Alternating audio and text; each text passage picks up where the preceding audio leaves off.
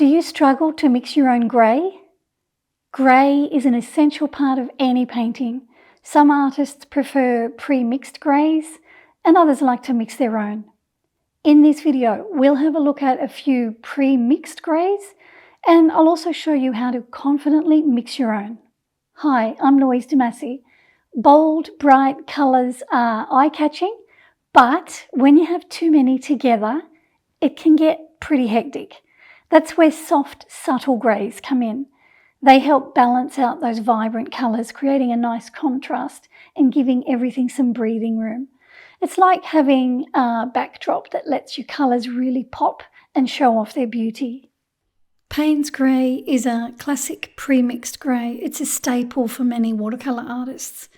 It's typically a mix of black and blue. This is Winsor & Newton's Payne's Grey, made from Winsor blue, black and permanent rose. It's a semi-opaque colour and it's also staining. Adding some permanent rose brings a nice warmth and depth to the grey. This is Daniel Smith's Payne's Grey, made with ultramarine blue and ivory black for a rich, cool tone. It's semi-transparent and low staining. Personally, I find it less vibrant than Winsor & Newton's version. It just doesn't have the same liveliness to my eye. And this one is Schmincke's Payne's Grey Bluish, made from black and phthalo blue. It's a cool bluish grey like the Winsor & Newton colour. It's semi-staining and semi-opaque. The phthalo blue makes it vibrant while the black helps to deepen the colour. I used Schmincke's Payne's Grey Bluish for the background of this painting of our grandson. Working on aquaboard really shows off the range of this colour, from deep darks to soft lights. While this colour is Schmincke's Payne's Grey Bluish, they also offer a version that isn't as blue as this. This is the one that I was just using, and this one here is their Payne's Grey, which is a mix of red, blue and black. It's a neutral grey, but I don't like it as much as the Payne's Grey Bluish. The only pre-mixed grey I use is Payne's Grey. I have bought one other pre-mixed grey, but I rarely, if ever, use it. This is Winsor & Newton's Davies Grey. It's made from 4 different pigments, 2 blacks, a green and a white. It's a warm, semi-opaque, muted grey with earthy tones. It might be useful to you, but I don't have much use for it, and I prefer to use paints with fewer pigments. Artists use pre-mixed greys because they're super convenient and save a lot of time. You can grab them and get right to painting without having to mix, which is great when you need consistent results. They're really handy for those moments when you want things to flow quickly. I prefer to mix my own greys for a few reasons. First, it gives me control over the temperature of the grey, which is really important for the overall feel of my painting. Second, keeping my palette limited helps with colour harmony. The fewer colours I use, the better. If I can mix my grey from the colours I've already chosen, that's a bonus. Lastly, I love how the colours I pick can separate on wet paper, creating beautiful effects that I didn't even plan for. Before we jump into mixing grey, I just want to quickly mention my watercolour classes. I've got hundreds of classes online and they're designed for everyone, from beginners to more experienced painters. You can do individual classes in my online art school, or if you're looking for more, I've got a Patreon site where you can subscribe and get access to all of my resources. Each class comes with line drawings, reference photos, progress shots, and a look at the final painting with simple step-by-step voiceovers. Like this one, where we paint 3 vibrant goldfish using the wet on wet and wet on dry techniques. In this class, you follow me step by step through the entire painting process while I explain what I'm doing and why I'm doing it. When you join, you'll not only get to paint with me, you'll be joining a really lovely community of artists at all different levels. If you're interested, the link to my website is in the description. All right, let's dive into those grey mixes now. One common way to mix greys is to mix 2 complementary colours together. So blue and orange, green and red, yellow and violet. With the blue and orange, I tend to use earthy oranges like burnt sienna rather than bright oranges.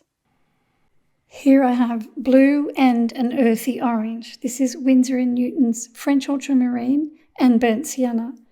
These are my two favourite colours to mix grey. I use this colour combination all the time. I can make a neutral grey when I mix the two colours fairly evenly.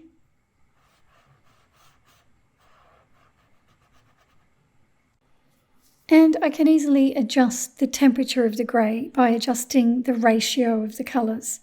If I want a warm grey, I add more of the burnt sienna to the mixture. And that gives me a warmer grey. If I want a cool grey, I just add more of the French Ultramarine to the mixture.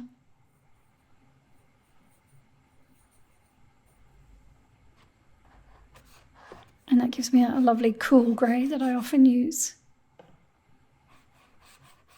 I've actually used just those two colours, burnt sienna and French Ultramarine, to create entire paintings, like this rhino. I did the same thing for this kangaroo and this kookaburra as well, keeping the palette simple but still getting a lot of depth and variety. Here's green and red. I've got some permanent alizarin crimson and viridian.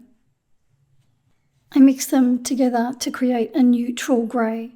These two complementary colours blend beautifully, giving me a balanced base. And I can adjust the temperature of the grey. When I add more viridian, I get a cooler grey.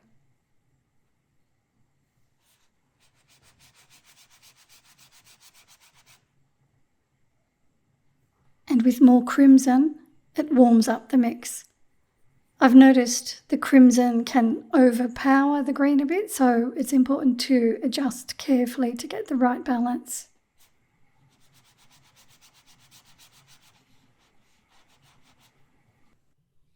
Two more complementaries here. I've got some Winsor yellow and some Winsor violet.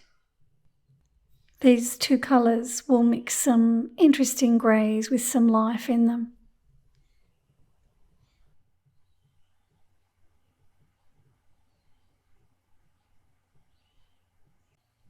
When you vary the ratio of the colours, you can get some interesting brown or earthy greys. So there I've mixed more of the violet into the mixture.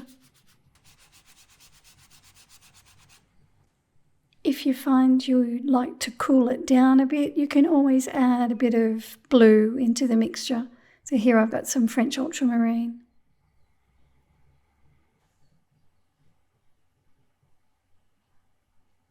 And that cools it down beautifully. One of the reasons I love mixing my own greys is how the colours separate when you're working on wet paper. It can create some really beautiful effects.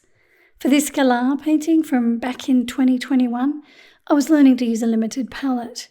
I chose quinacridone red for the pink feathers, and I thought, what can I mix with it to create the grey for the wings?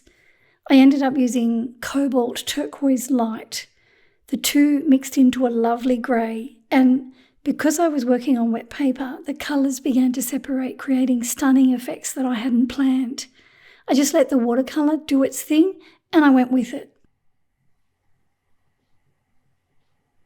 In this koala painting, I used burnt sienna and French Ultramarine.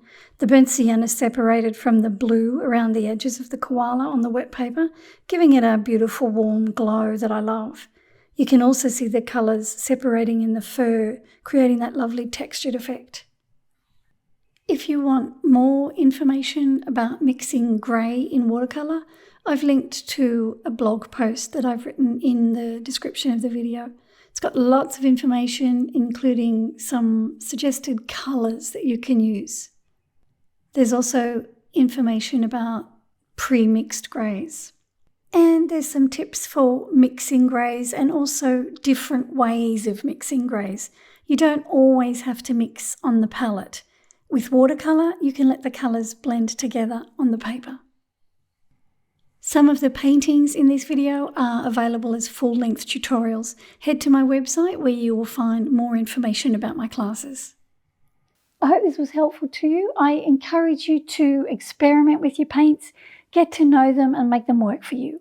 Thanks for watching. I'll see you soon. You ready? Yep, I'm ready. Action. I have bought one other. Got a frog again. This is Winsor & Newton's Davies Grey.